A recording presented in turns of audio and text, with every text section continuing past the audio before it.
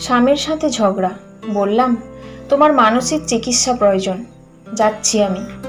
যেদিন ভুল ভাঙবে সেদিন নিয়ে আসিও। বাবার বাসায় চলে আসলাম বিকেলে। রাতেও বেশ কয়েকবার কল করলো, অভিমান করে ধরিনি। পরের দিন দুপুরের দিকে সে উপস্থিত। দরজা খুলতেই ওর এলোমেলো চাহনি দেখে মনটা খারাপ হয়ে গেল।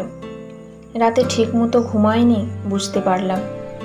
হাত মুখ ধো, আমি খাবার আনতেছি। ও চুপচাপ ওয়াশরুমে গেল। হাত মুখ ধুয়ে টেবিলে খেতে বসলো। আমিও সামনে বসে রইলাম। খাওয়া শেষ করে বলল, তাড়াতাড়ি রেডি হও, বাসায় যেতে হবে। আচ্ছা।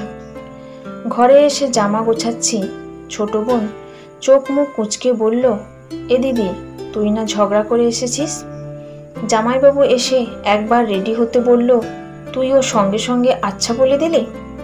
এত বাজে ব্যবহার করলো, তাও কিছু বলবি না? কি বলবো? একটু বকাবকি তো করতে পারতি, তাহলে পরের বার এমনটা করতো না। এখন যদি বলি আমি যাব না, ও নিঃশব্দে চলে যাবে। ও ভুলটা বুঝতে পেরেছে, ওই জন্যই এসেছে। এখন উল্টো আমি অভিমান দেখালে বিষয়টা বাড়তে থাকবে। আর ও আমার অভিমান করে বলা কথাগুলো সত্যি মনে করে।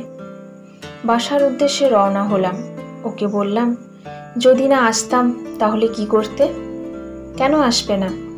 কালকে এত কিছু বললে, তারপরও আমি যে আসবো সেটাই বা তোমার মনে হলো কিভাবে?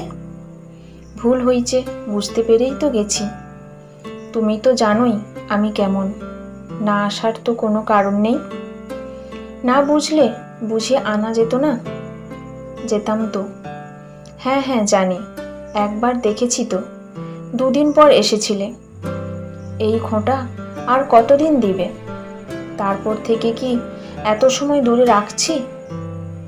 একবার রাখছো, সেটাই অনেক। দ্বিতীয়বার এতক্ষণ দূরে রাখার কথা ভাবলে খুন করব তোমায়। তুমিও তো কথা দিয়েছিলে যতই ঝামেলা হোক কোথাও যাবে না। আমি আসবো, যা মন চায় তাই করব। রাগ করে চলে আসব, ভাত খাবো না, কাঁদবো, অনেকক্ষণ ভিজবো। তোমার আমাকে সামলাতে হবে, বোঝা গেছে? ও মুচকি হেসে বলল, জি মহারানী, বুঝেছি। না বুঝোনি, বাসায় চলো আগে, কঠিন শাস্তি পেতে হবে। আমায় সারা রাত কাঁদিয়েছ।